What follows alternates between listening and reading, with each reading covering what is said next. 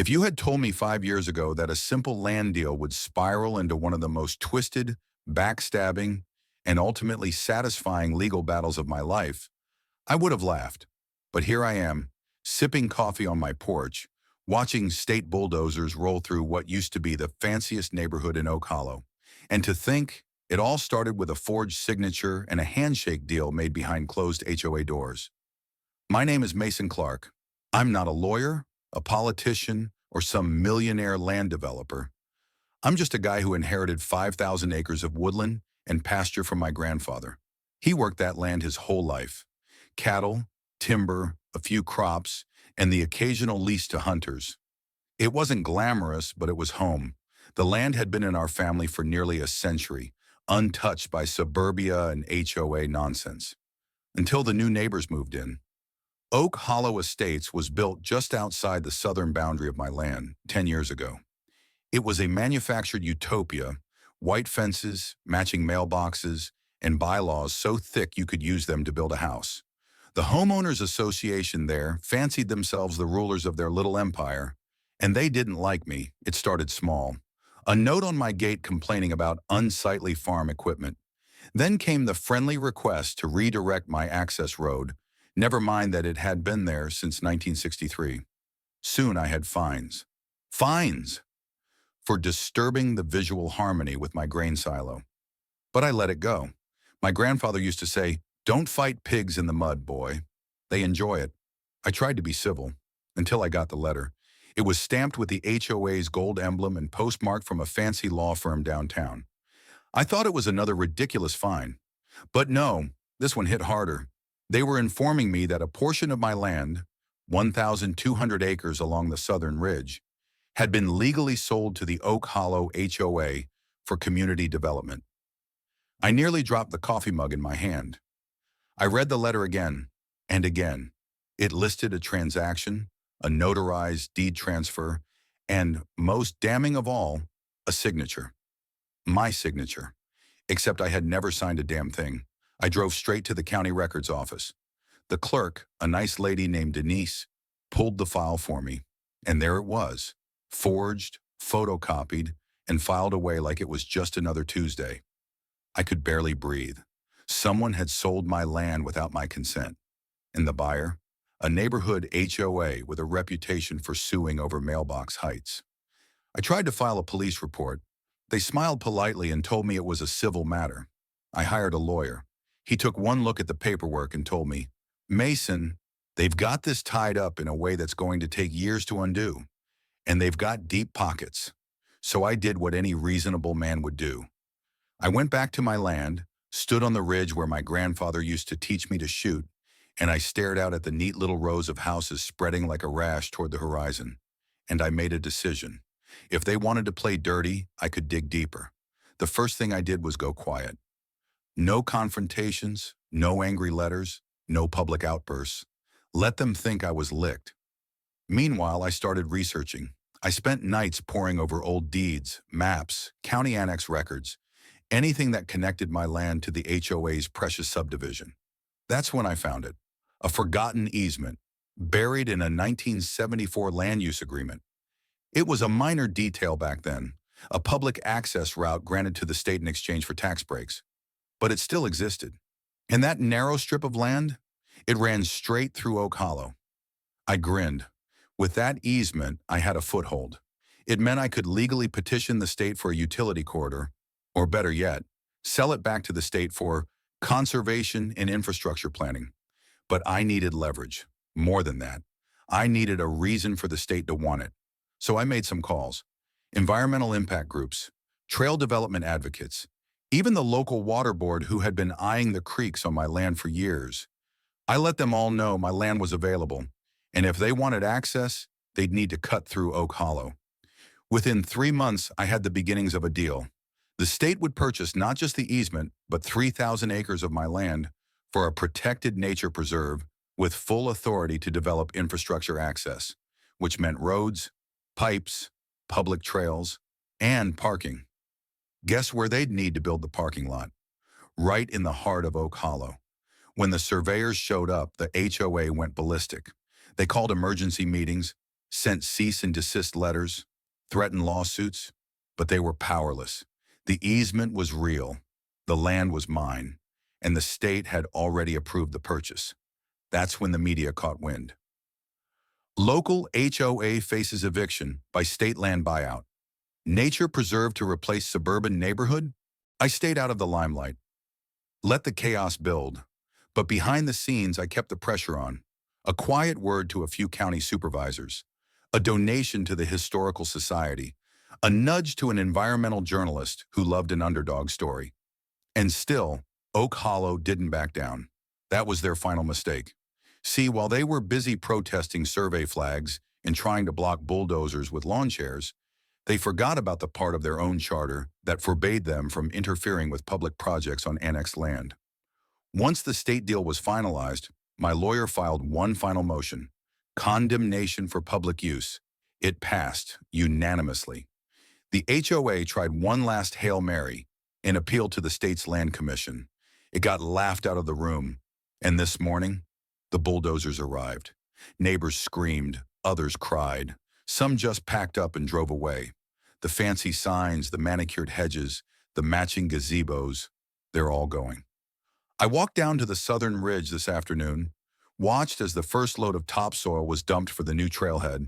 The land will be open to the public by spring. And the best part? The HOA president, Elaine Bradford, now lives in a motel 10 miles out of town. Last I heard, she's suing her own board members. I didn't just get my land back. I got justice. Jack sat silently in his makeshift office inside a rusted-out trailer near the state highway, 25 miles from the estate that once stretched out like a green sea under his name. Maps covered the plywood walls. Legal pads, binders, court records, and printed satellite images were scattered across a table salvaged from a junkyard.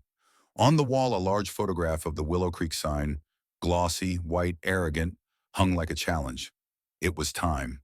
He picked up his burner phone and dialed a number he hadn't used in years. "Yeah, Mike, it's Jack. You still in with the State Property Acquisition Unit?" A pause. "Jesus, Jack. That's a voice from the grave. You alive or a ghost?" "Both. Listen, I've got a proposal, but I need your silence and some back channels." Mike exhaled slowly. "Tell me what you want." Weeks passed, quietly, but movement stirred beneath the surface like sharks circling beneath still water. Jack researched every zoning restriction, every easement, every footnote in the Willow Creek HOA charter. He found what he was looking for in a 2002 amendment, forgotten by the board, buried in bureaucratic filler. It stated that any land purchased through HOA funds without unanimous owner vote reverted to state review if unutilized for 5 years. Willow Creek had never developed Jack's land. They couldn't afford to. Their gamble was to hold it until land value peaked, then flip it for a profit.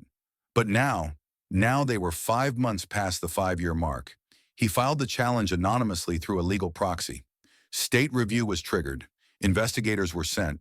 Surveyors mapped it. Willow Creek residents noticed state vehicles parked along the trailheads, men with measuring equipment, people in suits. Whispers grew. HOA President Melinda Harrow called an emergency board meeting. "This is nonsense," she spat. "Our ownership is clear. We paid for that land." Her husband, Carl, tapped the table nervously. "But if the vote wasn't unanimous, it was a majority. That's how boards function.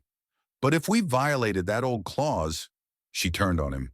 "That clause was symbolic. No court will uphold it." But courts weren't the problem now. The state was interested, very interested. Back at his trailer, Jack received a discreet envelope delivered by courier. Inside was a report stamped with the seal of the State Land Review Committee. He smiled. Under cover of night, he made the drive to the state capitol. He didn't sleep. The meeting was short. The vote was unanimous. Jack returned home with a state-approved development license in his name. The state would take Willow Creek land, legally. Not the entire neighborhood, just one specific portion, the entrance road. Within 2 weeks, road access was reclassified as state utility land, set aside for the construction of a wildlife station and highway patrol outpost. Willow Creek residents were informed by mail. They couldn't reach their homes. The news hit like a bomb. Harrow screamed at city council meetings. HOA lawyers filed for emergency injunctions. Jack's legal proxies countered with precedents, articles, and case law. The press got involved. Headlines exploded. State reclaims private road. Subdivision cut off. Ex-landowner ties HOA in legal noose. Willow Creek faces collapse amidst legal storm. Harrow stormed into a court hearing with a folder of documents and a fire in her eyes. "This is personal. He's doing this for revenge." The judge didn't blink. "That may be, but your board failed due diligence. That clause is binding." Jack didn't speak in court. His presence wasn't needed. His proxies did their job. Paper did the rest. Weeks later, trucks rolled in, bulldozers, surveyors marked the easement, trees fell, the entrance road was blocked. Willow Creek became a gated prison. Residents were forced to park miles away and hike in. Deliveries stopped. Property values plummeted. Jack watched from a ridge overlooking the chaos. With binoculars, he could see Harrow yelling at a construction foreman. Police were present. News vans lined the nearby road. He allowed himself a laugh. Not a gloat, but a grim, satisfied sound. Then his burner rang again. "You're not finished, are you?" Mike's voice came through like a warning. "Not yet," Jack replied. "We're only at the start." That night, Jack met quietly with a group of Willow Creek residents. Not HOA members, ordinary people. Families, teachers, nurses. They begged, "Please, my mother lives here. She can't walk 2 miles with her walker. My kids can't get to school. We didn't know what the HOA did to you." Jack listened. Then he gave them a plan. Not all of Willow Creek had to suffer. He offered them a petition, sign it, and he would advocate to redraw the neighborhood line. Free their homes from HOA control, return them to city zoning, restore access. They signed, every single one of them. The HOA was losing control, and Jack wasn't just taking back what was stolen. He was dismantling the empire brick by brick. The wind hissed across the high ridges of Asheville Valley like a warning whistle. After the explosive court ruling that had frozen HOA assets and publicly questioned the legality of the land sale, I expected backlash, but not the kind that came knocking 3 nights later. It began with a whisper, an anonymous email with a zip file and a subject line. "We know what you're doing. So does the HOA." Inside the zip file were drone shots of my new land boundaries, heat maps of activity, and audio clips of my meetings with the State Department officials. Someone was watching me, closely. At first, I assumed it was just the HOA's desperate attempt at intimidation. But then came the second email, this one with a short video. A man in a ski mask standing next to one of my new signs. "This land is now state property." He burned it, and then said into the camera, "You're trespassing on our history. You don't belong here." The digging, I had underestimated just how far the HOA tentacles reached. The original buyer of my land, Wesley Tarquin, had claimed he was a solo investor, but now rumors swirled that he was only a puppet for a corporate land acquisition front connected to a shell company, which was owned, unsurprisingly, by a real estate trust whose board included 3 of the HOA executives. It wasn't just a sale. It was a land laundering operation. My land had been flipped through 4 holding companies in a matter of weeks. I needed more than rumors now. I needed proof. So I hired Violetta. She was once a high-end cyber investigator for Fortune 500 firms, until she exposed a money laundering ring at her own company and had to vanish. I found her through an encrypted chat forum for whistleblowers. Within 48 hours, she sent me a data packet. "Follow the path of title deeds," or she wrote, "and check the timestamps. You're not the only one who was robbed." That night, I didn't sleep. As I traced the transfer trail of my 5,000 acres, I discovered something that would shift the tides.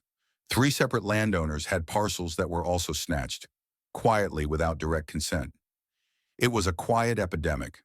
The HOA wasn't just targeting me, they were consuming the entire valley, one signature at a time. I called an emergency meeting with the landowners, the state attorney, and my contact in the Department of Environmental Preservation. "They're building something," I said. The attorney nodded. "A private resort. We've seen this blueprint before. They seize public interest land, create a holding company, then rezone with political pressure. I pointed to the maps Violetta gave me. They're 4 months from breaking ground. But here's the catch. I flipped the final page of the report. They're building on stolen land. The counterstrike. We launched a legal assault under the Land Reclamation Act. It allowed the state to seize properties acquired through fraudulent transfer or public interest abuse. But I didn't stop there. While the lawsuits spun in the background, I used my newly acquired authority over the now state-owned region to redirect the access roads. I filed requests to reroute public utilities, gas, water, internet, that ran through my former land, but now passed beneath their neighborhood. It was war by 1,000 paper cuts. No water for a week, electricity blackouts, internet disruptions. The HOA president, Cheryl Munson, showed up at my temporary trailer office furious. She stormed in, throwing down a binder of legal complaints. "You're ruining lives." I leaned back in my chair, hands behind my head. "So did you when you signed the sale contract with a fake LLC. Funny how silence comes cheap until the lights go out." She slammed her palm on the desk. "We'll sue. We'll get injunctions. We'll call the governor." I reached for the drawer, pulled out a letter, and slid it across the table. It was a formal notice of eminent domain signed by the Department of Transportation. "By next month, your neighborhood becomes part of the new highway infrastructure plan. Congratulations. You just paved your own backyard." The whistleblower. 3 days later, I received an unexpected knock at my door. A young man in a maintenance uniform handed me a USB drive, whispered, "You didn't get this from me," and walked away. On the drive, hidden camera footage from inside the HOA boardroom. Cheryl, Wesley, and two shadowy figures with accents and thick folders. "Once the road is in," Wesley was saying, "we bring in the investors. Saudi money. They want a hunting lodge and a private landing strip. We own the air rights." I forwarded the footage to every journalist I knew. It broke by morning. Exposed, luxury foreign resort planned over stolen American farmland. Public outrage followed. Protests erupted in town. The HOA board members were subpoenaed. Wesley fled the country. And I became something unexpected, a folk hero. But there was still one piece left to play. The neighborhood's fate. A special vote was called, forced by public petition, on whether the neighborhood, as an entity, should be dissolved and repurposed under state stewardship due to corruption and mismanagement. I stood at the town hall podium as the votes were counted. Cameras flashed, reporters swarmed. The final tally, 78% in favor of dissolution. And as the ink dried on the decision, I filed one last motion: to convert the former neighborhood into a protected wildlife corridor. The land they stole was never theirs to profit from. Now it belonged to the people, to the forests, to history. And as I stood on the overlook that once marked my boundary fence, I watched the bulldozers tear down the HOA's wrought iron gates. "Funny," I muttered to myself, "how selling your soul costs more than buying it back." Months had passed since the dissolution of Willow Creek. The former neighborhood, once ruled by the iron grip of its HOA, was now nothing more than a fading memory buried beneath press coverage, legal archives, and weeds reclaiming cracked pavement. Jack Warner stood at the site of what used to be the neighborhood's grand clubhouse, now flattened to a concrete slab. Nature had already begun to take it back, vines crawling through the debris, rabbits darting between broken fence posts. He hadn't come for nostalgia. He came for closure, and to make sure the final domino fell. The fall of the last kingpin. While most of the HOA board resigned in disgrace or were removed under legal investigation, one figure had slipped away into the shadows: Cheryl Munson. Despite her public fall, she had gone quiet, buying herself time and space. But Jack knew better than to assume silence meant surrender. Cheryl had resources. She was smart, dangerous. So he set a trap. Using contacts at a regional environmental NGO, Jack anonymously seeded news that the state was preparing to offer restoration grants for rehabilitating private land previously mismanaged by corporations and HOAs. The bait: up to $10 million in tax credits and subsidies for land marked for ecological reparation. Cheryl bit. Through a proxy company, she submitted an application, falsely claiming that the HOA, under her administration, had preserved green spaces, protected wildlife, and created eco-conscious pathways for sustainable living. She even forged documents and submitted doctored images. It was a mistake she'd regret for the rest of her life. Jack, working in concert with Violetta, traced the IP address, the financial accounts, and the paper trail that led right back to Cheryl's new hideout in Arizona. The forgery was enough to warrant federal charges. The fraud? Even worse. 2 weeks later, she was in handcuffs. The story went national. Fallen HOA queen arrested for multi-million-dollar eco-fraud scheme. Jack watched the news with a grim sense of satisfaction. It was over. This time, truly. Land reborn. With the land now under state supervision and the HOA dissolved, Jack proposed something radical. He called it the Ashfall Land Trust, a hybrid of public access and private stewardship. It would include hiking trails, a nature preserve, community farming plots, and even a monument to commemorate the corruption that once reigned here. If we don't remember, he told the state board, we're doomed to repeat it. The project received overwhelming support. Volunteers, many of them former Willow Creek residents, showed up in droves. They helped plant trees, clear trails, and repaint signs.